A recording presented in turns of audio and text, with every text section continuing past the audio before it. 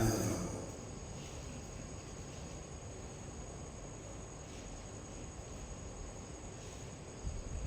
ဓမ္မမစ္စည်းပေါင်းသူတော်ကောင်းရန်ကုန်တိုင်းဒေသကြီးမော်ဘီခရိုင်မော်ဘီမြို့နယ်စတရောဥစုကရင်ယူကြီးပါဘုရားဘုန်းကြီးမိုးဘုရားဘုရား940ကျောင်းဝိုင်းတွင်စီရင်ကြည်ပအတော်အချိန်40မြောက်နိဗ္ဗာန်ဝင်လန်း9ရက်တာတရားစကား9ရက်တာတရားစကားကြီးဒီနေ့ဘယ်နည်းရှိလို့ဒုတိယနေ့ညအထူးဟောကြားအတော်နိဗ္ဗာန်ဝင်လန်းညစကားကကျွဲဥမာပြတရားလို့ဘာလို့ကျွဲဥမာပြတရားဒီနေ့အာနန္ဒ1590ခုနှစ်လူတော်ဝါဒတဲ့1388ခုနှစ်ကစုံနာစုနေရည်ခရစ်နှစ်2026ခုမေလနေရည်ညပိုင်းဘုရားရှင်ကျောင်းတိုင်းတွင်မှာကျင်းပမြဲလာစဉ်ကျူစားခဲ့တာအချိန်40ကျော်ရှိဒါပေမဲ့အကုန်လုံးမဟုတ်တော့တတ်နိုင်သမျှဦးဇင်းတို့ကျူစားဟောပါတယ်အလူရှင်တွေလည်းရှိတယ်အခွင့်အရေးလည်းတားတယ်ဆိုရင်ဦးဇင်းကတရားစခန်းကိုအမြဲတမ်းလုပ်ချင်ပါတယ်အခုလိုတရားဟောကြားရင်းနဲ့ဦးညတ်တွားယူလဲဒီမှာလီတော်ဘူးလီလေဘင်တက်တဲ့အတန်တက်တဲ့ဟာမေးတယ်တိုင်းအခန်းထဲမှာဦးလေတတတူမိုက်တက်တဲ့ဟာဒီလောက်ဘူးလီအတီးလေးမဲလေးအခုကြည့်ရဇဝဲပေါ်နေတယ်ပြီးလာမှာရှိ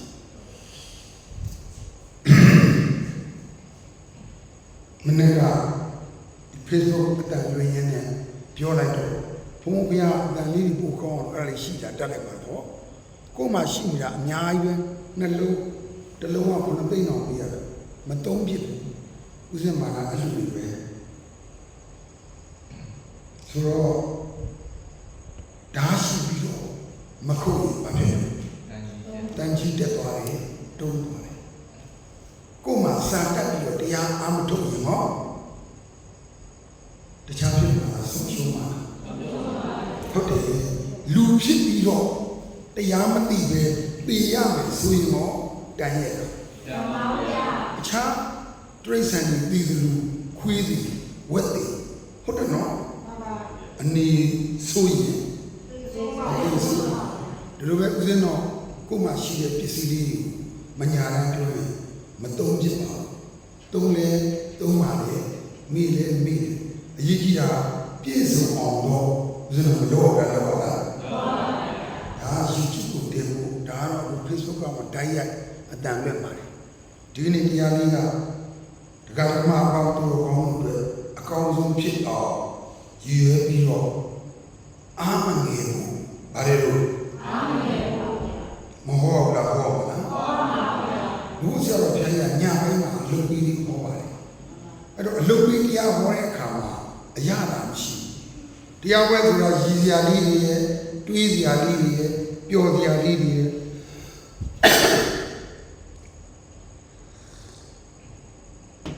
စာမတတ်ပြီမဲ့ငါတတ်အောင်မဟုတ်ဆရာဝေးရမသိငယ်များသိငယ်ဒီလိုပါပဲဓာတ်တယ်ဟာလည်းချမ်းလို့ပါလားတွေးနေရပါလားတွေးနေတဲ့နေရာမှာလည်းအဲ့တွေးထားတဲ့ဓာတ်လေးတခြားတော့အားနဲ့ခေါ်ပါလားဟုတ်တယ်ဘုသူတော်ကောင်းဝိပဿနာလုပ်ဆိုတော့တခြားလုပ်ထားတာအားနဲ့ခေါ်နေတာကိုပေါ်ရင်ပေါ်တော့ကိုရော့ရင်ရော့တော့ပြတ်ပါလားပြတ်ပါဘူးဗျာဒါကြောင့်သူတော်ကောင်းတို့အနည်းငယ်ဟောတဲ့တရားလေးနာမည်ကကျွဲဥမာတရားကိုဗါတယ်လို့ကျွဲဥမာတရားကျောင်းဘုရားရဲ့တရားကိုဓာတ်ရိုက်ကိုပြောချင်ဖြစ်တော့ ဦးဇင်းကဟောရပါတယ်ဒါကတော့တခြားကြောင့်လားအာမန်နေမှာမဟုတ်လားဟုတ်တယ်ဘုရားကြီးလောကမှာတဲ့တို့ကျွတ်တယ်မတွေ့ဘူးလားတွေ့ဘူးလားအေးတချို့ကြတော့လေဟလာတိုးထဲမှာပါလေကျွတ်တချို့ကြလည်းမြို့ထဲမှာနေတဲ့ကျွတ်တချို့ကြလည်းကျွတ်စုပ်ဟလာနောက်ကြပါရှိလို့ဟမ်အိမ်ကျွတ်မရှိလားရှိလားကျွတ်ဘယ်လိုမျိုးရှိတာလဲပြောပါဦးတော့ပါပြောလို့ရသေးဟမ်အကျွတ်ကတော့ဟလာပြောဆက်ပြောဒါအလုံးနဲ့ကြားအောင်လေကျွတ်မင်းတို့ပြပါလားစားတယ်ကျွတ်ကိုဟမ်မစားတဲ့ကျွတ်ကရှိသေးလားလေကျွတ်စားတယ်အေးတကယ်တော့အဲ့ဒီတတ္တဝါဒီဖြစ်တဲ့တခြားကျွတ်တွေကကျွတ်ဒီအဲ့ကျွတ်တွေကသူများရဲ့စားပတ်ဝါပတ်မဖြစ်ဘူးလားဖြစ်လားတို့တို့ဒီသူတော်ကောင်းအားလုံးကပြီးမင်းရဲ့ပြောပြီးမင်းရဲ့စားပတ်ဝါပတ်ဖြစ်ရတဲ့ဘဝတွေမှာကိုတရားအထုတ်ရဆိုမကောင်းလားကောင်းလားတခြားလောက်ထားလားတွင်းတူးနေတာအချို့တွေကတော့တွင်းတူးနေဘာလို့တချို့တွေကတော့တွင်းကိုမတူးဘာလို့မနှမျိုးရှိတော့ညမျိုးပြန်တော့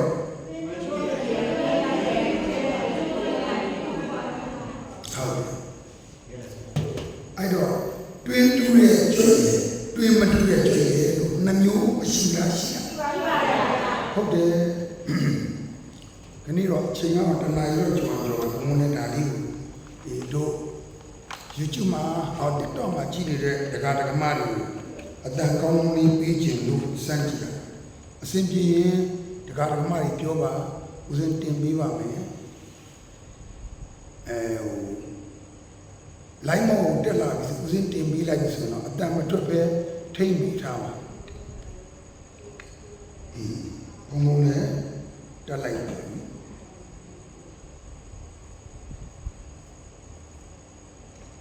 ရောဒကာဒကမတွေလည်းတက်ပြီးပါပြီ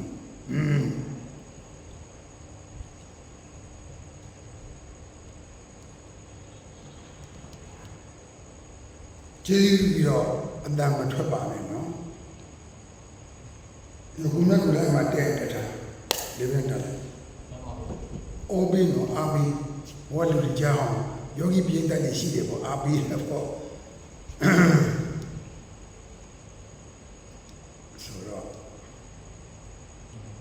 ခုနကတရားလေအနီးအစိမ့်နဲ့ရေမကြည့်ဦးစင်းအားလုံးတင်ပေးပါတယ်ဒါပေမဲ့ကိုတရားနဲ့ကိုပဲနေကြအောင်ဦးဇင်းတရားဟောမှာမလို့ပါနော်ဝင်ပြီးတော့ရှုပ်တယ်လို့ဘာလို့မလုပ်ပါနဲ့ဦးဇင်းထိမ့်ပြီးလို့လည်းမရအောင်အဲ့ဒါ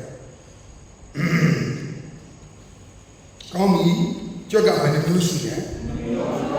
ဒီကုနာမစာကြွက်ဒီဖားကြွက်ဒီခုမပေါင်းတော့ကြွက်ဆိုတာတွင်းတူးတဲ့ကြွက်လည်းရှိတယ်တွင်းမတူးတဲ့ကြွက်လည်းရှိတယ်ဘယ်နှမျိုးရှိပါဘလို့အားလုံးlike တင်းအောင်ကြည့်နေတဲ့တရားဓမ္မတွေအတန်ကြားလား COC ကြားလားအတန်လေးပြောလို့မိုက်တက်ထားလို့အတန်ကောင်း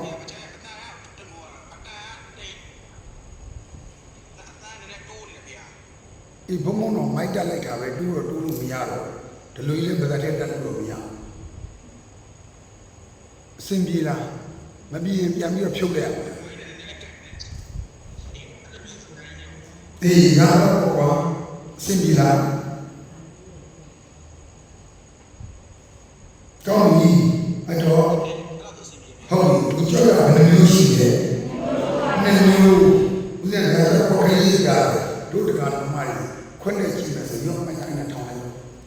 ပြန်ထောင်းလိုက်ဆွချဆွပဲထောင်းအောင်ဆွအေးတော့ဆွထပ်ဆွဒီခေါ်ရေးလေးညာအတန်းတိုင်းစရာတို့ကိုလည်းတင်းညာတို့ကိုလည်းအကြညာလို့လည်းတို့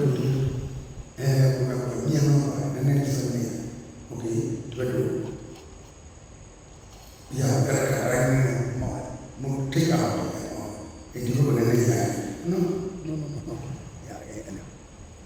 now when I say how nene ya da ai ma la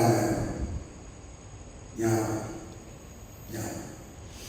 ကျန်တာတော့ဘုံမတင်တော့ပါဘူးနောက်ကောင်းနေလို့တော့တတိထားပြီပါဘုံရဲ့ monitor တော့မလာဘူးပြီးတော့မှ monitor ခေါ်လိုက်အောင်ဘယ်နည်းရောက်တော့ရောက်ပြီ monitor တွေအဖွဲဘုံကမထိန်နိုင်တော့မရှိဘူးမိတ်တာမရောက်သေးဘူးကဲပဲကဲထားလိုက်တော့ရအခုကြွက်တဲ့မျိုးတွေ့ပြီလေတွင်းအောင်နဲ့ကြွက်တော့ဟုတ်တွင်းတူးတဲ့ကြွက်ရဲ့တွင်းအဲ့ကြွက်ရည်ညူရှိတဲ့ထဲကိုစားလို့ဒီတွင်းတူးတဲ့ကြွက်ကတချို့တော့တူးတော့တူးတယ်မအောင်ပါလေတချို့တော့တူးတယ်အောင်လေအောင်ရှိပါဘူးပြန်ပြောတော့ဘယ်နဲ့ချာ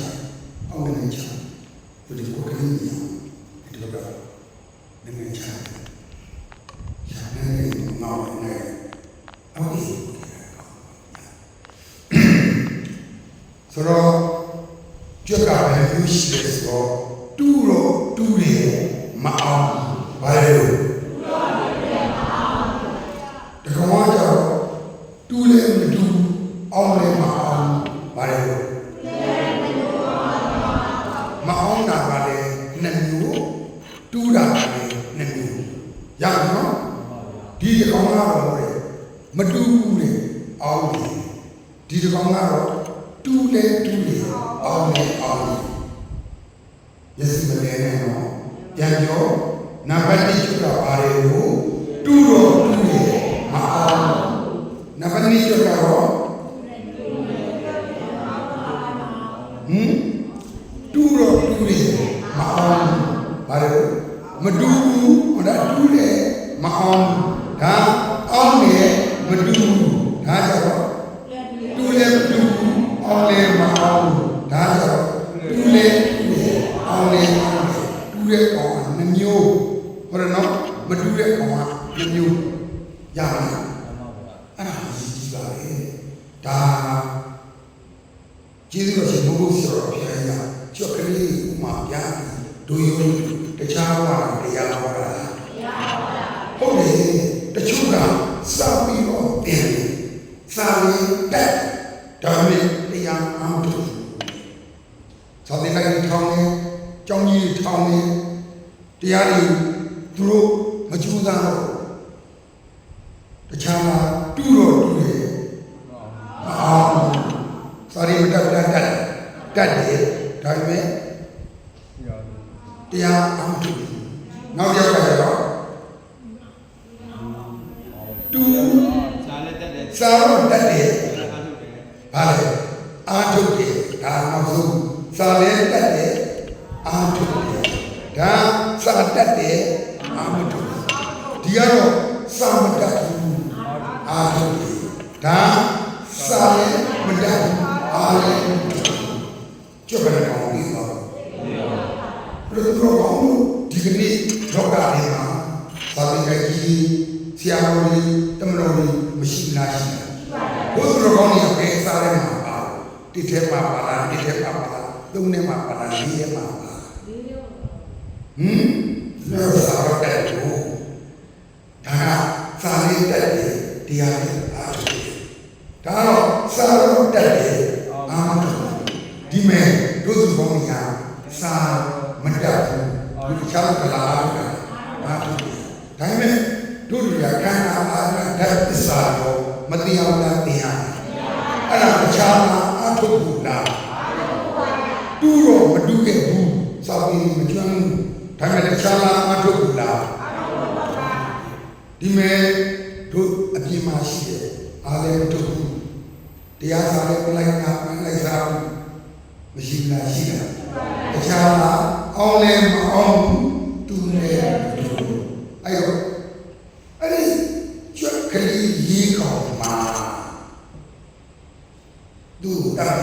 ကြောင်ရှိလားရှိလားရှိပါပါဗျာစွန်နေသိနေလို့ရှိလားရှိလားရှိပါပါဗျာ မရဏပြီးမြင်လားဟာလေအဲ့လိုမရဏပြီးမြင်တတ်မှာတော့မသိကြဘူးလားသိကြလားအဲ့လိုဆိုရင်ထုတ်တယ်အောင်းနေမရောက်မလို့ပြတ်နိုင်တူလည်းမတူအောင်းမအောင်ဆိုတော့ကြောက်စရာကောင်းတာကောင်း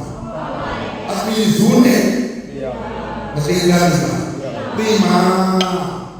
ဟောပညာတော်တာပါလေအာမတို့ဆိုရင်သူကတော့အပီကောင်းနေမှာလားဟောစတဲ့ဒီလိုအစင်းနိုင်တယ်ဘာလို့စာပြီးဒီချာလေးလာတာတော့မပြောတာပြောတာသူကတော့ကံစိုးတာကံစိုးတာတခြားဒါတော့မပိုင်နာပိုင်မသွေးဘူး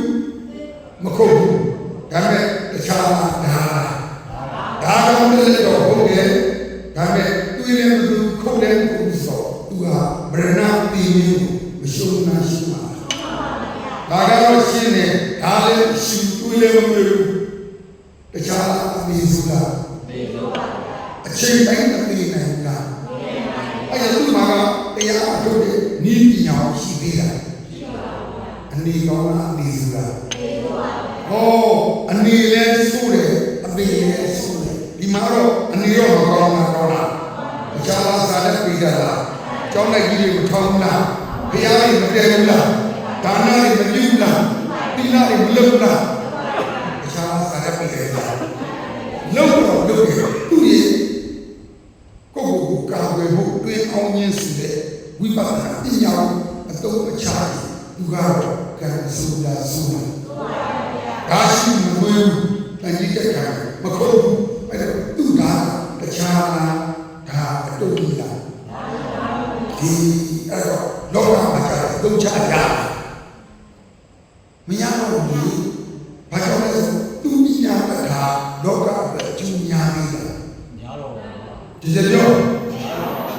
ဒီမဲ့ကျေးဇူးတော်ရှင်ဘုရားဆောက်တယ်စာမကတာသူကိုယ်ရောပြမအောင်လားအိုးကရိယာနာမိတာသူအောင်ရဲ့သူရခဲ့ဒီသူတွေ့သူတွေအောင်ရခဲ့ဒီတွေ့ရဲ့အခြေခံဘယ်လိုဘယ်လိုအောင်ဘာဖြစ်လဲဆိုတာဟောတူတယ်အောင်နဲ့ဆိုတဲ့အဲ့ဒီချက်ကပြီးပြီးနဲ့မဝေးလာဘူးနဲ့အခြားအခါမလေးသူ့ကိုမကဲနားခဲ့တာပြီးလို့ဖြစ်လို့တေးအောင်သူကအခြားခုတ်ခဲ့တာအေးမေတ္တာပူဒါဆိုအခြားပေါင်းလာနိဗ္ဗာန်ပေါင်းလာအဲ့ဒုက္ခကောင်းနေရောဒါအမြဲတမ်းအတုံးမလို့ပြည့်တွေးအောင်လုပ်ပြီးတော့ကိုယ့်ကိုယ်တရားပေါင်းလာတွေးပေါင်းလာအရှိရဲ့ဓာလေးကိုလည်းမသွေးလာပြီးလာမတက်တာတဲ့အဲ့ဒါကြောင့်လည်းမျိုးပြန်ပြောလေးမျိုးဘာလို့တူးတယ်မအောင်မတူးအောင်တယ်တူးမတူးလည်းတူးအောင်လည်းမအောင်ဒါဆိုတော့တူးလည်းအောင်လည်းအောင်တခြားလားအမြတ်ဆုံးခြားကလေးအားမိတာအဲ့လိုမျိုးမကိုးွယ်နေတာကိုယ်ကအာမင်းကအာမင်းဒါခြားကိုညံ့စရာကောင်းတာရည်မရှိတာသူ့ကိုလည်းပြည့်စုံလို့သူ့တပတ်ပဲမဟုတ်ချင်ဘူးချာဒါလို့ရှိတယ်နော်အဲ့တော့ဘုရားလည်းဆရာကောင်းဆရာတရားကြီးကြာရင်တဖြည်းဖြည်းနဲ့ကိုယ်ရောတွေ့မထူတာတက်လာဟောအစားတော့အောင်းလို့မင်းကြီးတာဘာလဲလို့အောင်းလို့မင်းကြီးပြီးနဲ့ကိုယ်တွေ့နေတူရင်ကိုယ်စားနေတာတက်ရင်တခြားကိုလုံခြုံမှာလားမလုံခြုံတာလို့ဆိုတာဘာရဲ့ရန်လို့ကျွဲ့လို့စုံလို့သိနေလို့ငွေလို့စားရသူ့ရဲ့ဇယာမရဏမလာကလာမှာအဲ့တော့သူကခြားလာပြီးလွတ်မှာခြားတော့လာပြီးအောင်လို့လားဒီတွင်အောင်ခြင်းအကြောင်းပါ ရေးကြီးတာဒီနေ့ဟောမယ့်တရားကအရေးကြီးတယ်ဆိုတာကျေးဇူးရှင်ဘုရားဆရာဘုရားသူ့ရဲ့တက္ကရာကြီးဥကျော်မန္တလာဟဲ့တင်လာဒီချမ်းတော့ပြောဘုရားကျမ်းလာဘုဖုံးမင်းတို့နားလည်အောင်တို့တယ်မတူဝင်နဲ့အောင်ဖို့တာလုံးနေရင်အောင်ဖို့ဆုံးခံသွားရင်အောင်ဖို့တိလာစီထိုင်ရင်အောင်ဖို့အရေးကြီးတာတရားမှတ်နေဖို့တချို့တော့တရားကြောင့်ဒီလေတားတယ်ပြီးတယ်ဒါပေမဲ့မကျင့်တော့မတွေးတော့ဒါထက်ပါလားသူများကဒီကိုခံတာတူလို့ဒီမအောင်ကံစူတာတူတဲ့ဆိုရတာတူတယ်မတူအောင်လေအောင်ကံစူရတယ်တခြားမူးအောင်မချတာကြကံစူရတဲ့မူးအောင်ဘယ်ချီဘာလို့အမြဲတမ်းခံဒီမှာတူလေအောင်လေဆိုသူကိုယ်တိုင်သူတက်တဲ့စာသူ့ဘောကေလာကေလာသူ့နာမည်ကိုဝယ်တဲ့တက္ကမယောဂီဆရာလေးဒီလားအားလုံးမကောင်းဘူးလားကောင်းဘယ်လိုမြောက်လားမြောက်လားကြည့်ပဲလို့ရှိပြန်ပြောဘာလဲကို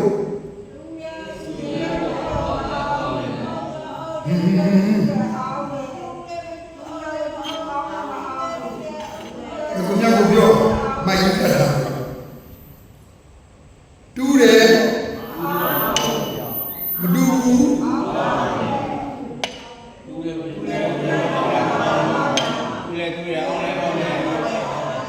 အောက်နဲ့ပုဂ္ဂိုလ်ကနှစ်ခုတူတဲ့ပုဂ္ဂိုလ်ကနှစ်ခုဒါကြီးတူတယ်မအောင်မတူမအောင်အောက်နဲ့လည်းနှစ်ပါ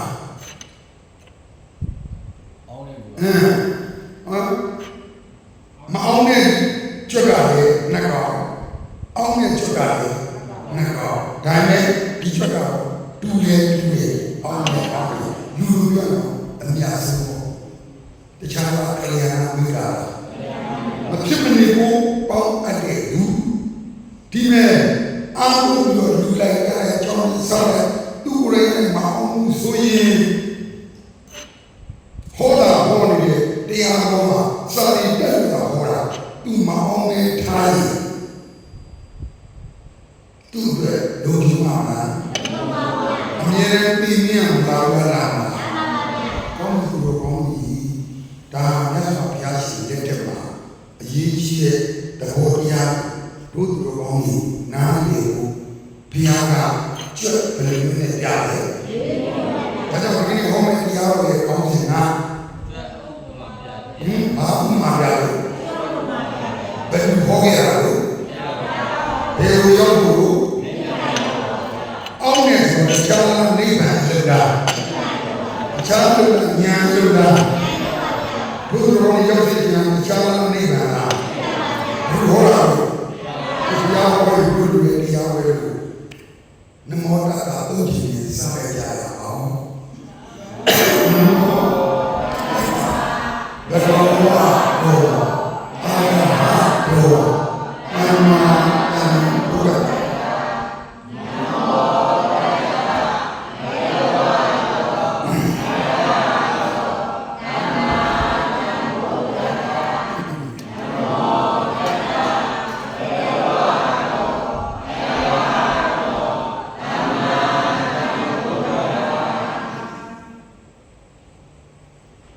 ဘုံဘုံရဲ့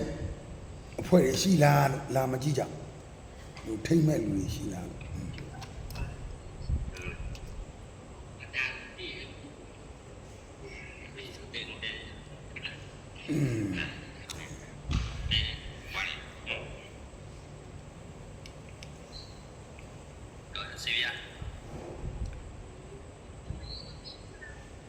ကျေးဇူးတော်ရှင်အဲ့ဒါမှလည်းကြာမဟုတ်ဆရာတော်ပဲကြာဖျားရှင်ရဲ့ပိဋကတ်သုံးကိုနိကေ900ဓမ္မခန္ဓာကိုရှင်းအောင်လေးလို့တခြားလို့ထားတာသူ့ရဲ့ဆရာပြထားတာ ကျေးဇူးရှင်ဘုရားဆရာတော်ဘုရားကြီးကမြတ်စွာဘုရားရဲ့တရားတော်တွေကိုဆရာတို့ထိုးထိုးထွန်းထွန်းခံနာရင်တော့သဘောပေါက်မောခဲ့ကြဟုတ်ရဲ့လားဒါကြောင့်ကျေးဇူးတော်ရှင်ဘုရားဆရာတော်လည်းပူဇော်တော်အဖြစ်ဆရာတော်ဘုရားရဲ့စပ်စုပြီးခုံးနေတော့ရှင်းတော်ရဲ့လင်နာဒီကြည့်ပြုလင်နာကိုပူဇော်ကြပါစို့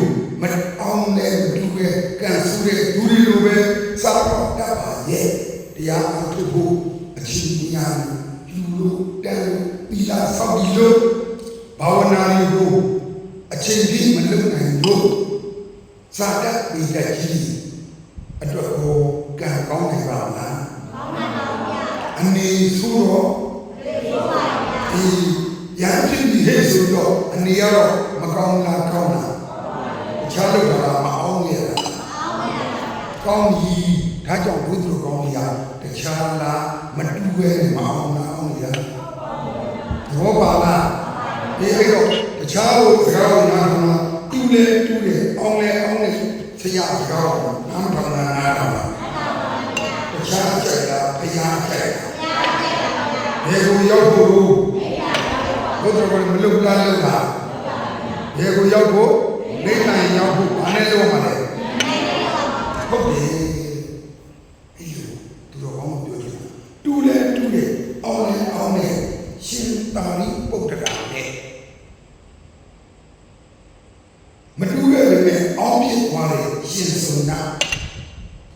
နှစ်ယောက်လုံးကမအောင်ဘူးလားအောင်တယ်လားဟေးဘုရားနဲ့ပြောတော့ပါဠိဘုရားအာမန်လားအမြတ်ဆုံးဘုရားဘုရားဘုရားရဲ့လက်ဝဲတော်ရလက်ရသဘောပေါက်တယ်နော်အေးပါဠိဘုရားညီရတော့စုံနာဘာလဲလို့သူကအငယ်ဆုံးတခြားလားယဟန္တာလားပါဠိဘုရားယဟန္တာပဲညီကိုနှစ်ပါးတခြားလောက်တာလားဆိုတော့တရားအလုပ်တွေအာမထုတ်တာအားထုတ်တာမြတ်စွာဘုရားရှိတဲ့နေရာနဲ့မလန်မကမ်းမှာတခြားလားဂိသကုတ်တောင်းလားဂိသကုတ်တောင်းကိုသွားပြီးရှင်သာရိပုတ္တရာနဲ့ရှင်စုံနာအကြီးဆုံးအကိုနဲ့အငယ်ဆုံးမိရှင်သာရိပုတ္တရာညီကို9ယောက်ရှိအဲ့တော့သူအမေရဲ့တာသမီ9ယောက်တည်းမှာစုံနာနဲ့သာရိပုတ္တရာဘုရားစီမှာတခြားလို့ကအာထုတာအာထုတာတာမန်အာထုတာနိဗ္ဗာန်လို့တဲ့ဂိစကုတ်တောင်းပေါ်မှာတခြားလို့ကဘုဝင်စားနေတာဟေးတခြားလို့ကအာထုနေတာတခြားလို့ကပင်အောင်နေတာဒီဖလားတမဘတ်ဝင်စားတယ်ပြောဟောဝင်စားတယ်ဒီပဒနာဉာဏ်မရှိဘဲနဲ့ဝင်စားလို့ရမှာ။အခြားကြောင့်ဝင်စားနိုင်လား။မဲ့ဉာဏ်ထုံဉာဏ်ကြောင့်ဝင်စားနိုင်လား။အဲ့ဒါကြီးတာဖလားဘာသာစကားရှိနေရတော့ဝင်စားရင်တို့တော်ညီရဲ့ဖြစ်တဲ့ခရီးကကြီးချုပ်တော့ညီကြီးတဲ့ဘောပြောဖြစ်တဲ့ဒီချုပ်တော့ညီကြီးတဲ့ဘောမှာမမြင်လားမြင်နေတာတခြားလားခံစားနေတာလားအေးတို့လူပြောတော့ခံစားချုပ်တဲ့စိတ်ကလေးနဲ့တွားပြီးတော့ညီကြီးစွာမိထိုင်တာကိုတခြားဘောကဖိုးဝင်စားတယ်လို့ခေါ်တာဘယ်လိုရောက်လို့မင်းတို့ကျေကျေတော့ဘယ်လိုရောက်လို့မိယာဖြီဘယ်လိုရောက်လို့ဘလို့တော့ကိုကြီးတော့နဲ့ငယ်တော့ပါဗျာအကိုကြီးတော့နဲ့ငယ်လို့တခြားညီကိုမိယာတခြားလို့လားအားထုတ်နေတာလားအားထုတ်တယ်မြင့်တဲ့ဘုံဝင်စားခြင်းမလုပ်ရလဲဒီဘုံဝင်စားခြင်းလုပ်နေရတယ်တော့ညီတော်ဆိုတာငါတို့လည်းပြည့်စုံပြီတို့အောက်ကိုဆင်းအောင်အောက်မှာဖြစ်တူးရှိသေးတယ်သူကတော့ဘုံမောနီးရပကလေးပြ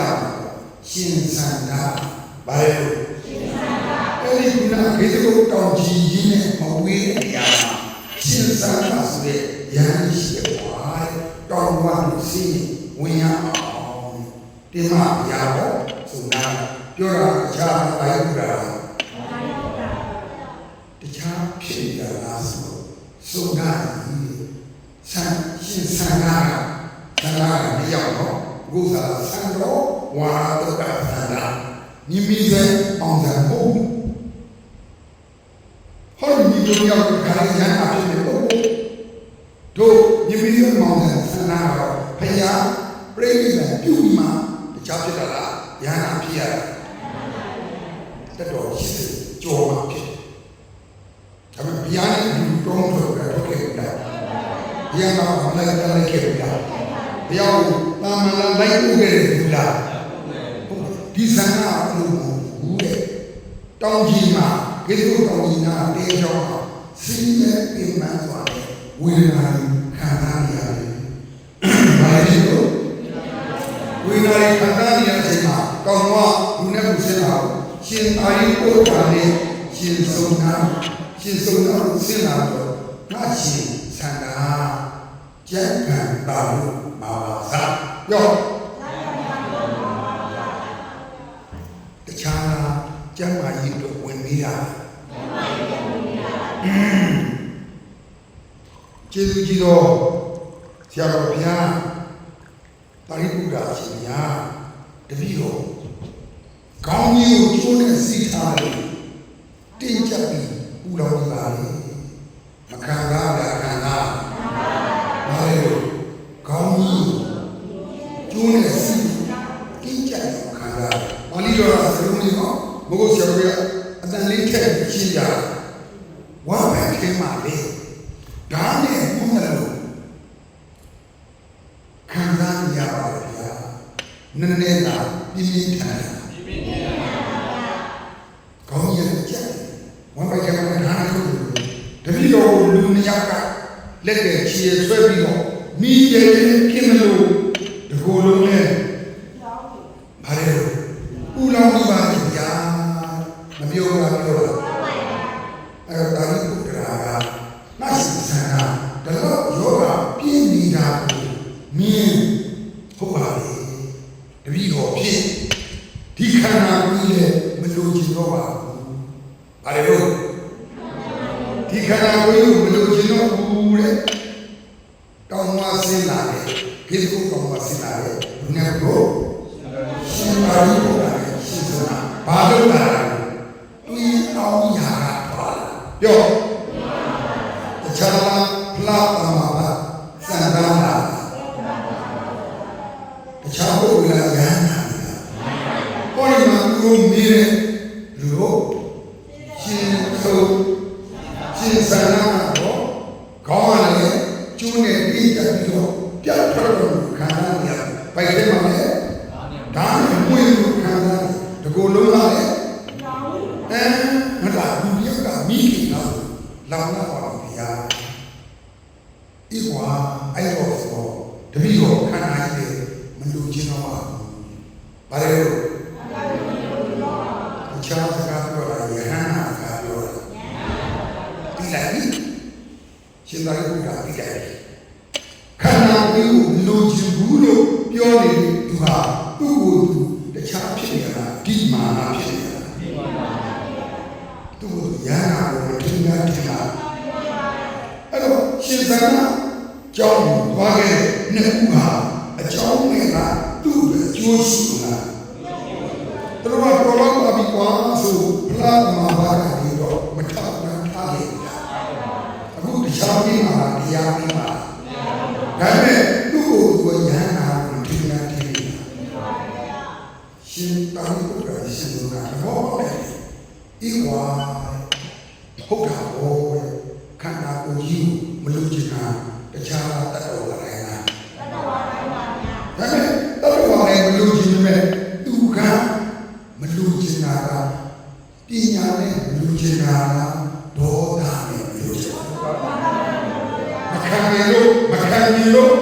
သိချင်းနေတာဘောပါအမေသူတည်းတန်ရလွတ်မယ်လို့မယုံလားယုံလားဘုသူကောင်းတယ်အဲ့လိုအမှားတန်ရမလေတာလေတာ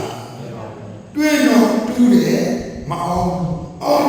နေတူးဆိုလိုပဲတကယ်တွင်းအောင်နဲ့ပုံနဲ့ပြီးတော့သူ့မီးရတယ်ပြီးတော့မသိပါနဲ့ဟုတ်ပါတဲ့ငါတို့ကတခြားလက်ဝဲရလက်ရပြန်တကယ်ကိုလက်ရတော့ရှင်သာရိပုတ္တရာမင်းကိုအလုပ်ကြီးလေးပြုပါမယ်လူရလည်းပေးပါမယ်မင်းတယ်လေးပြီးတော့မသိပါနဲ့ကိုမတော်လာတာအဲ့လိုဒီကြောင့်မကျန်စပါလေကွာမတော်လာတာအားဒီလိုကားမြင်နေလို့ကားမင်းစင်းရှိတယ်ငါချပြီးပါမယ်တခြားမေတ္တာနဲ့လားဘုရားဗျာတပည့်တော်ကြောင့်ညာရဲ့ဒုက္ခမျိုးသိမှာကိုယ်လည်းပြီးပါတပည့်တော်ဟာနောက်ပဋိသန္ဓေနေဖို့မလူတော့ပါဘူးမပြောလားပြောတာဟဲ့ဒီမှာနေပြောဘူးငါရှိသနာစက္ကုဇာပဋိစ္စယူဝေစဥပ္ပဇ္ဇိ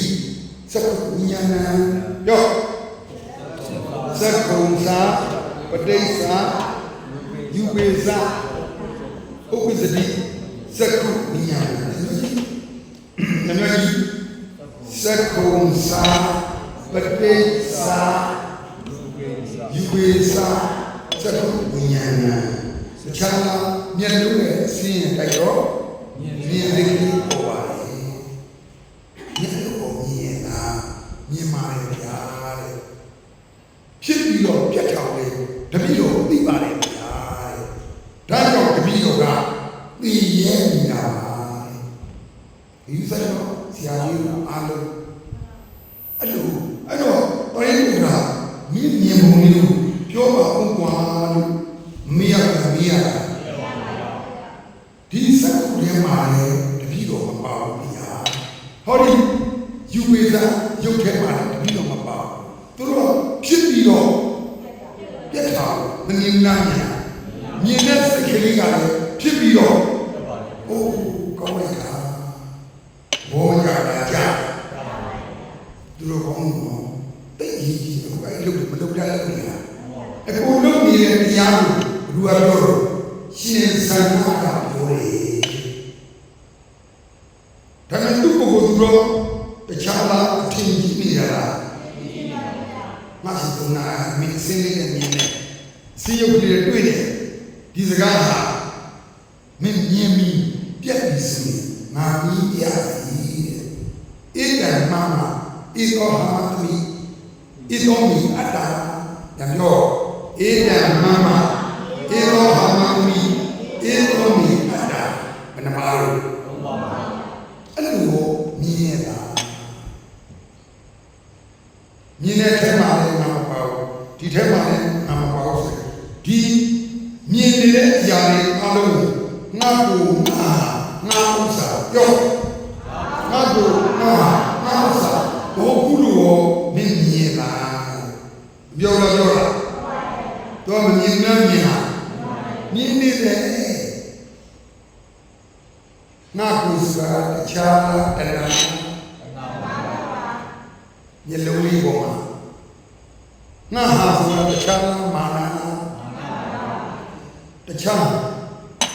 ငါဥစ္စာဆိုတာတခြားဒိဋ္ဌိလားတဏှာမာနဒိဋ္ဌိမင်းမှာရှိပြီလားမမေးလားမေးလားညီမလေးဗျာရုပ်ကိုလည်းအစင်ကိုလည်းဖြစ်ပြီးတော့သူ့အနေနဲ့မပြည့်စုံတာပြည့်စုံတာဒါနဲ့ငါကိုငါဟာငါဥစ္စာကိုမြင်တော်ညာလေမြင်မစွဲဘူးလို့ခံစားပြီးလားမမေးလားမေးလားတခြားဉာဏ်ဖြစ်လာလားမြင်တော့မြင်တယ်တခြားဉာဏ်ကဝိပဿနာဉာဏ်လားမစွဲဘူးဆိုတာတခြားနေဉာဏ်လားဘုရားကောင်းတဲ့ရှိတာပဲ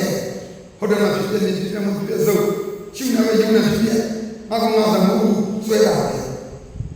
မဟုတ်မှန်ပြီပဲမစွဲပဲနီလားမမေးလားမေးလားဘုရားကောင်းတဲ့ရှိပုံတွေကိုမကဲလားကဲနေတာဒါနဲ့သူမြင်တာကအခြားမြင်တာဉာဏ်မြင်လားနိဗ္ဗာန်ရောက်လားတခြားအင်းစင်ပြီးကမနေကြည့်ရလားမြင်လိုက်တဲ့မှာလည်းတခြားအနိစ္စဟုတ်တယ်အနိစ္စဦးပြီးတယ်ဒါပေမဲ့အနိစ္စကိုပြီးတာတခြားကပြီးနေတာငါကပြီးနေတာဟောပြတ်တယ်ပြီးတယ်အဲ့ပြတ်သွားတာလူပြီးတာငါပြီးနေတာဟုတ်တယ်အားတော့ထုတ်တယ်ဖြစ်တဲ့မြင်နေတယ်ဖြစ်တဲ့မုန်းနေတယ်တခြားဖြစ်တဲ့ဆုံးတာအိုးကြောက်စရာတယ်မာနတိနဲ့တွေ့ကြတယ်တော့သူနေမှရမရတဲ့ခန္ဓာကိုယ်မှာမမုန်းဘူးလားမုန်းပြီလားဆုံးပြီလားဒါပေမဲ့သူမုန်းတာတခြားရဲ့ဒေါသပြင်စီကြီးကမဲ့တို့ဆိုတော့အားထုတ်အထင်ကြီးကမဲ့မဟုတ်ပဲကိုယ့်ကိုဆုံးဖြတ်လွယ်ရောတကယ်တော့ဟုတ်တယ်ဘုရားကိုယ့်ကိုဆုံးဖြတ်လွယ်တာရှင်စတာတိလိုက်ရှင်သာရတဲ့ပုဂ္ဂိုလ်ကတိလိုက်တိလာတော့မင်းမို့စေးမှာပြီးတော့မြေမကူပါနဲ့စေးတော့ငါမတားပါကျမ်းမှာနေပါဆက်ကျူးသောဘာလို့ပြောတာပြောမယ်ကိုဝိပဿနာဉာဏ်နဲ့ခန္ဓာကိုမုံမြပြီးဒုက္ခမိကအဲ့လိုမုံနေတာတွေ့ရုပ်ကြီးအများကြီး မဉ္ဇဉ်မရခဲ့တော့ဝိပဿနာမဲ့တော့နိဗ္ဗာန်လို့မထင်နာတယ်လားနည်းနည်းလားနိုင်ငံလားဟုတ်တယ်အဲ့ဒါကိုရဟန္တာလို့ကိုယ်ဝယ်အမှားတွေလားတန်ပြန်မလဲကြလေတာခုတွေ့နေတာကဖြစ်တဲ့ကောင်လို့ပြောတွေ့တာနောက်တော့ကြည့်နေတာချာလာမက်တာဖြစ်ပြတဲ့မက်နဲ့ကြိုက်လို့နေတဲ့ဖြစ်ပြဆုံးရနိဗ္ဗာန်ရောက်လာမရောက်တော့သူကဖြစ်ပြမြင်လာလို့တခြားဆွဲနေတာဆွဲနေမဲ့သူမြင်နေမှာတော့ငါကတော့နိဗ္ဗာန်ရောက်ပြီလို့ဘယ်ငါးပါးနဲ့မြင်လာလဲဖြစ်ပြယောဂီမက်ကြီးငါးပါးနဲ့သူမြင်ရယန္နာရမတိလာပြီတခြားဘူဝဇာအော်သူပြောတဲ့ခါကျမှန်အဲ့တော့တဏှာမာနဒိဋ္ဌိလာပြီးရဲ့လာလို့ရှင်းဆုံးတာဘုရားမင်းသူကတဏှာမာနဒိဋ္ဌိကိုရှုနေခဲ့တဲ့ရှိသေးတယ်တဏှာမာနဒိဋ္ဌိသိရဆိုတဲ့အထင်ကြီးကမဲ့ကိုရမရဘူးဘုရားမဲ့မှာမသားရလားအာရအဲ့ဒါလေးနဲ့မကျင်းတဲ့ဘုရားကျင်းတယ်လုံရင်းနဲ့အမားပေါ်မှာအမှန်လို့မထင်တာတဲ့လားတူတယ်အောင်းတယ်ဆိုရင်သူအောင်းတာကမလွတ်မြောက်ဘူးဘောပါလားတွင်းထင်ပြီးတွင်းတွေကကြောက်တယ်ပုတ်လိုက်ပါပဲဟုတ်တယ်နော်စုံလာလေတုတ်လိုက်ပါပဲအဲ့ဒီအောင်းနေတဲ့တွင်းတွေကိုလာတခြားလားတွင်းအောင်းလို့ရင်းတဲ့နေရာရောက်ပြီးလာတာအဲ့ဒါတို့ကောင်းမာနီမာအလုံးကြောက်စရာကောဟောလေမညာဘူးလေဖလားတာပါအရာဒါကိုသိသိချင်းတို့ကိုယ်ရဲ့အထုတ်နေတယ်တကယ်ကိုဖြစ်ဖြစ်နေဆုံးနေညာဖြစ်ဖြစ်နေချုပ်နေညာညာနေဆိုင်ပါဖြစ်ဖြစ်ဘာမှရှိရအဲ့ဒါဒီပြည့်နေတဲ့ဘဝတွေကိုဖြစ်ဖြစ်ပါငြင်းသွားတယ်တကယ်အရာဒါတခြားဘူးဝင်လာအဲ့ဒီဘဝသားတဲ့ပုဂ္ဂိုလ်မှာတဏှာမာနဒိဋ္ဌိလာရရှိတာတော့ပါလားအဲ့ဒီတဏှာမာနဒိဋ္ဌိတည်တဲ့သူကသူတဏှာမာနဒိဋ္ဌိမကုန်သေးပဲကုန်တယ်လို့မထင်တာဖြစ်တာဒီအကြောင်းဆရာဘုန်းကြီးကတူပြီးတယ်လို့ရှင်ရိုင်းတို့ကဟောတာတခြားတွင်လေတူတယ်အောင်ပြီးသားဟဲ့မဲနောက်မှအခုနောက်လိုက်လာရင်ဘုရားစီမှာအထုစုံနာကလည်းအောင်ခဲ့ပြီးသားတခြားဘယ်ထားဘိုးဝင်သားလည်းဘလောက်မှာထားတခြားရဟန္တာဘယ်ဘုရားစီမှာနေတော့အာမန်ပုဂ္ဂိုလ်လားဘုရားအောက်တူရဲရှိတယ်ဘာလဲလို့ရှင်သာရိပုတ္တရာဘုရားအောင်ပြောတယ်ဘုရားရဲ့ပါအောင်ဟောပါတယ်ဆိုဘုရားကိုယ်တိုင်ကငါတပည့်ထဲမှာတရားအရာမှာအသာဆုံးအမြတ်ဆုံးလို့တခြားပြီးတော့ဣတိပိပြီးတာအဲ့တော့ဘုရားမတိလားတိတာပြောကြည့်ရင်ခုနခံစားနေရတဲ့ဝေဒနာတွေကိုမကုန်ရင်လားကုန်ရင်လားမညာဘုနာနဲ့ကုန်နာလားဝိပဿနာဉာဏ်နဲ့မုန်းရမတိလာပြီအဲ့ဘုရားကိုအားထုတ်ရဆိုတာတရားအထုတ်ရင်တော့သုဒေါကပရိယောဒုက္ခဒေါသဥပါယတာအားထုတ်ဆိုတာမြင်နိုင်နေတာဟုတ်ပြီဆုံးမရအဲ့ဒီဥပါယတာမနာတော့ဘယ်မှာခံမတိုက်တော့အမုန်းကြီးချစ်မရှိတော့ဘူးလေတခြားလားဆိုတော့သူကအမှန်တကယ်မမြင်ခဲ့တာမြင်ခဲ့တာငြိမ်းအောင်လည်းမနေတတ်ဘူးနေတာပြေးတက်နေနေတယ်ဒါပေမဲ့သူမရှိတာအငြိမ်းကဆုံးတာရှိတာအဲ့ဒီတော့ဝိပဿနာရှိတော့ဘူးဆုံးပြီလို့မထင်လားထင်လားဒါကြောင့်ဒီလိုဘုရားဆရာတော်ဘုရားကြီးကနိပရိယေဆုံးနေမှာဘယ်နှမျိုးနဲ့ပြောတော့ဘယ်နှမျိုးနဲ့ဒီမဟုတ်တာဟောတာအမှန်ပုဂ္ဂိုလ်လားတူလဲမတူခဲ့တာ အောင်နေလေဒါတော့အောင်နေလို့မမြင်နာမြင်တာတူတော့တူတယ်သူအောင်တာမပြည့်စုံအောင်တော့အောင်နေမပြည့်စုံတာကိုဘယ်သူကမြင်လဲရှင်သာရိပုတ္တရာအဲ့တော့ရှင်သုံးနာမမေးဘူးလားမေးတာ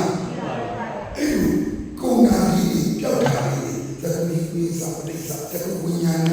ဟိုဖြစ်ပြည့်တယ်ဟုတ်တယ်အဲ့ဒါကိုကြည့်ဖြစ်တဲ့ဉာဏ်ဖြစ်တဲ့မုန်းတော့တခြားဘာ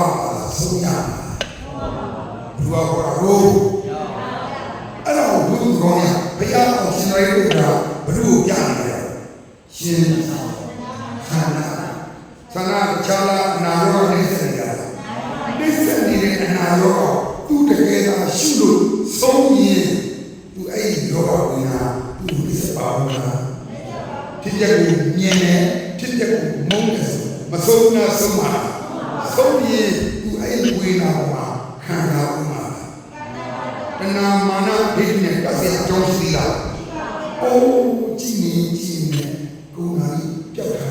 ဖြစ်တာတက်တာတရားထိုင်နေရုံနဲ့တကယ်ကောင်းပါတကယ်ရင်းပါမဉ္ဇဉ်ဆုံးရအောင်တော့အဲ့ဒီနေရာကြီးတကယ်ကိုဖြစ်တဲ့မဲ့မကြိုက်တာကြိုက်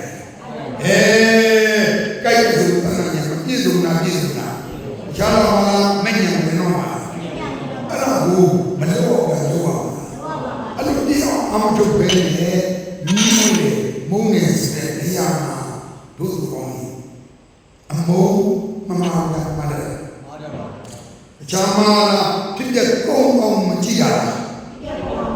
ဖြစ်တဲ့ကိုမမြင်နာမြင်လားမြင်တယ်မကုံမဆုံးနေပဲကိုဟာမြင်မှန်တယ်အာရဟနာဖြစ်နေပြီလို့ကိုမထင်များတယ်ဒီထင်တဲ့နောက်တဲ့ယောဂီကယန္နာဖြစ်ပါပြီတော်တော်ဖြစ်ပါပြီနဲ့ပြောတော့မူရရှိတယ်မူရ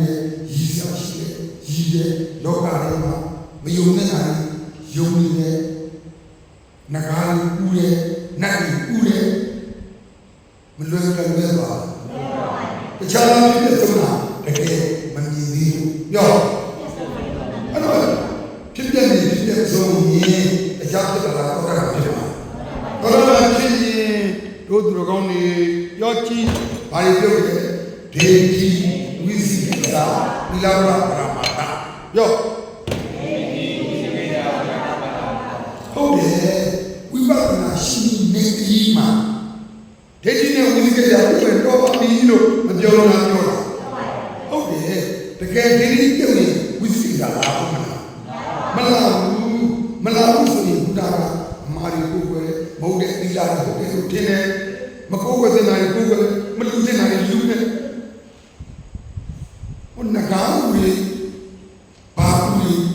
မလွယ်ကြလွယ်ပေါ်တာဇာလာမြတ်ပရာမာတွေ့ရဘူးနာနာတ္ထဘုံလောကနာပြီးဆရာတို့မထင်များခြင်းနေတာတခြားကြောင့်လားဘာလဲဝိသိကိတာရှိနေလို့အကြဖြစ်နေတာဒိဋ္ဌိဖြစ်နေလို့ဒိဋ္ဌိကြံနေတဲ့ဝိသိကိတာဖြစ်လာဖြစ်မှာဝိသိကိတာရှိနေတဲ့များတိလပပရမတ္တနဲ့ကိုယ်ွယ်ကိုမာနင်းဒါတရားစမ်းမှရှိပါပုဂ္ဂိုလ်မှာရှိပါတခြားအဆုံးတာဆုံးမဲ့ဝိပဿနာဉာဏ်နဲ့ဆုံးပြီးလို့ဖြစ်ရင်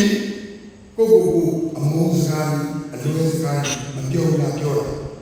တယ်အဲ့ဒါကြောင့်မက်ကဘယ်လိုရှိလဲမက်ကဘယ်လိုရှိလဲပထမကဝိပဿနာနဲ့နောက်ကျလောကုတ္တရာပြောဝိပဿနာ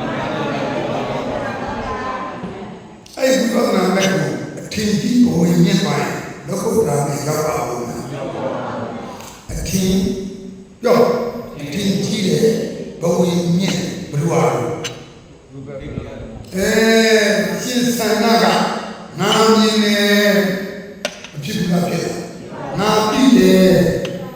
တခြားဝနာတဏမာနာဒိဋ္ဌိလားကြောက်ကြအောင်ကတ်လွဲသွားတာ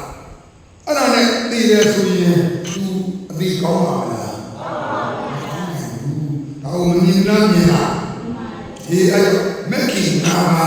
ကဲဒီလိုကောင်းလို့ပြောကြည့်စမ်းဗါလေလို့တဏ ဘာသာတမာတိတမာဝါယမတမာကြည့်တမာဒီတမာဝါယမတမာဒီအဲ့ဒီရှိမှဝါယမကုမဝါယမနဲ့မှာတရားပြမှာတမာဒီရှိမှာဒီရဲ့ယထာပူဇံပါဒနာမနိနာနေတာဟုတ်တိုင်းမှာမတိတာတိတာယထာပူဇံအကျေခံလိုက်ဟုတ်တိုင်းညာတာမနိနာနေတာပါဒနာဒီတိတရားပြတာအညာပြတာအဲ့ဒါကိုတမာဒီဖြစ်တာတမာတိကပါကြောင့်တမာဒီဖြစ်တာတမာဒီကြောင့်လည်းတမာတိကပါပို့ဉာဏ်ရှိတာရှင်းတာအဲ့လိုရှင်းလာမှဟောဒီဒီလာမကေသုံးပါပြောဘာပြောချင်တမာအာနင်းပြန်ပြောတမာဝါစာတမာကမ္မနာတမာအာဇီဝပြန်ပြောမှန်ပါပြောမှန်ပါပြုနေမှန်ပါကြံမယ်မှန်ပါအသက်မွေးပြီမဟုတ်လားအဲ့တုန်းကဟောဒီမှာအခြေခံမှာတမာဒိဋ္ဌိနဲ့တမာသင်္ကပ္ပအကြောင်းကြောင့်အကျိုးကြောင့်မနှုညံတာညံတာဝိပဿနာနဲ့ရှိတို့ပြောနုညံတဲ့ဘောကိုလူလာတွေ့တယ်အဲ့ဒါအချမ်းဖြစ်ခဲ့နေတာအဲ့လိုမြင်နေလေပြန်ပြီးတော့နုညံရှိနဲ့ပေါ်ပါတကယ်ချုပ်တဲ့ဘောရမလာကြတာအဲ့မရောက်ပြန်ပါပဲငါတော်မြင်ပြီငါတော်ဟုတ်ပြီဆိုရင်တို့ကောင်းတို့ဘယ်မကြီးရှိလဲလောကီမကြီးလောကီမကြီးဒါမဲ့သူ့ကိုတော်မသိနာခင်လားပေါ်လဲတော့ဟဲ့မကြီးကမှလာပါဦးမလားလာတော့မန္တစာသူမန္တဝပြောမှုဖဲနဲ့အလွဲပေါ်မှာအမှားပြီးတော့ဖျားအခင်တော့ပြန်တဲ့သူလောက်မိုက်တယ်ရှိပါဦးလားဒီလိုနဲ့ပဲခုနအတော်ကောင်းနေဟောဒီရှင်သာရိပုတ္တရာနဲ့ရှင်စုံနာကရှင်းပြတယ်တော့မမြင်နာမြင်အဲ့တော့သူသိဖို့ဒီအနေနဲ့ပြတာပါအသေးရောမတတ်တာဘောပါလားဟောဒီငါးပါးနဲ့ဘယ်ခွက်တယ်မညာခွက်တဲ့ဘောပါလားအဲ့ဒီသုံးပါးနဲ့ရှိခွက်တယ်ပြီးတော့ဘယ်နာရောက်ဖြစ်ပြဆုံးတဲ့နေရာရောက်တာပေါ့ဒါကြောင့်ဘောတရားထိုင်တဲ့အခါဖြစ်ပြတွေကိုညီအောင်လုပ်ပါဖြစ်ပြတွေကိုမုန်းအောင်ရှုပါဖြစ်ပြဆုံးပြီဆိုရင်သူတော်ကောင်းကငါဆုံးနေထင်ပါလားဉာဏ်ဆုံးဆုံးပါမလားငါရှိလားအဲ့လိုမြင်မှမဉဏ်ပုံဉဏ်သောတာပန်တက္ကထာဂံအနာဂံယဟန္တာအဲ့လိုယဟန္တာဖြစ်တခြားဘုရားနဲ့ဗရန်နေလားတခြားမှာဉာဏ်လားအဲ့ဒီဘုရားဘုံဝင်စားနိုင်ပါအဲ့လိုဖလားမောင်ကဝင်လာတဲ့သူတော်ကောင်းကြီးရှင်ဆန်းအောင်မြင်နာနေတာတခြားလားသူလုံးကြမဟုတ်လားဟောလားတရားတော်ရနိုင်ရပြီးတော့တို့ရှင်ဆန်းလာတခြားဖြစ်မှာရဟန်းဖြစ်မှာမသိရကတည်ရလားလေကြီးဘူးလားတဲ့တော့လေကြီးကိုမလို့ခုနကရှင်သာရိပုတ္တရာဝိပဿနာဉာဏ်နဲ့မဆုံးမဲတခြားပြောတာလေကြီးကိုပြောတာသူ့ကိုသူ့ကိုနောက်ဘဝ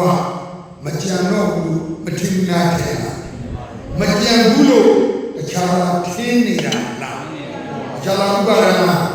နာမဒေဒီကုန်ပြီလို့ထင်းနေတာပြောနာမဒေဒီကုန်နေဆိုတာဘယ်လိုပြောမှာလဲဉာဏ်ကပြောလို့မကုန်လားကုန်တာကုန်တယ်သိတာကဉာဏ်ကသိတာရောက်တာကဖြစ်ပြဆုံးတာဖြစ်ပြမုန်းပြီးတော့ဆုံးတာကိုလူကဉာဏ်နာအဲ့ဒီမှာပြပြငါပါဟင်ရှုရမှာရှိလားတဏှာမာနဒိဋ္ဌိချုပ်မှာမဟုတ်လားအဲ့ဒါကိုရင်းနေသိရမှာသူတော်ကောင်းသိသိနေတယ်ဆိုတာဟောဒီ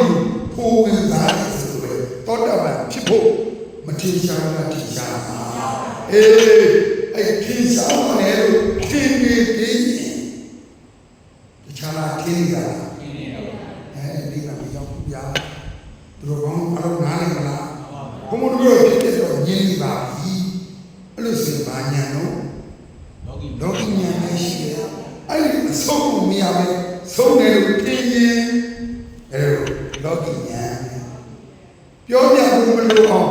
ဆုံးသွားပြီဆိုရင်ငါရှိတာတဏှာမှန်ပြီးပြန်ပြီးတာထင်ရောရှိသေးလားလူတို့ကြွားအောင်မလား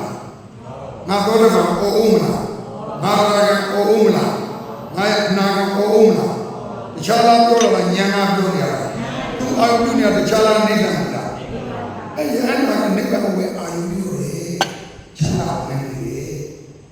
သဘောပါလားဒါကြောင့်လူတို့ကောင်းလေးကိုရှိတော့တာတခြားကိုရှိတာခန္ဓာကိုရှိတာ